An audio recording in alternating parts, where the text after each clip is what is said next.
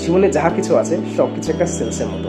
প্রেমিকা থেকে শুরু করে বাচ্চা কাচ্চা সবকিছুই সেলসের অংশ।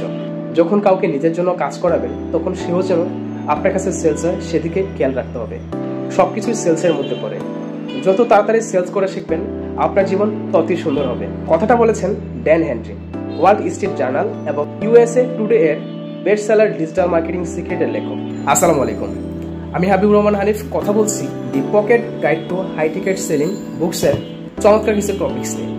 আমরা যারা ফ্রিল্যান্সার হিসেবে কাজ করছে বা বিভিন্ন মার্কেটিং ডিপার্টমেন্টে কাজ করি, দেখেন কোনো কাস্টমার বা কোনো ক্লায়েন্ট আপনার থেকে তখনই আপনার প্রোডাক্টটা পারচেস করবে যখন আপনি তার সমস্যার সমাধান করতে পারবেন। অর্থাৎ কোনো কাস্টমার কিন্তু সরাসরি কোনো প্রোডাক্ট সে কিনে না।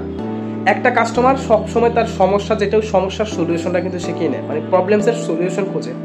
যে ব্যক্তি তার প্রবলেমের প্রপার সলিউশনটা দিতে পারে সে কিন্তু তার থেকেই ওই সলিউশনটা নিতে চায়। আমাদেরকে একটা বিষয় মাথায় রাখতে হবে যে আসলে ক্লায়েন্টের সমস্যা কি, তার সমস্যাটা কত সুন্দর করে আমি সমাধান দিতে পারি, তাকে কীভাবে রিপ্রেজেন্ট করতে পারি, এটা মূলত হচ্ছে মেন বিষয়। তো আমাদেরকে এখন থেকে লক্ষ্য রাখতে হবে যে ক্লায়েন্টের আসলে প্রপার সমস্যাটাকে এবং তার সমস্যার সমাধানটা আমি কীভাবে দিতে পারছি, এই সমস্যার সমাধানটি তাকে মূলত আমাকে রিপ্রেজেন্ট করতে হবে। তখনই কিন্তু একটা ক্লায়েন্ট আপনার সার্ভিসটা কিন্তু সে নিয়ে তার ডেভেলপমেন্টটা করবে। ধন্যবাদ।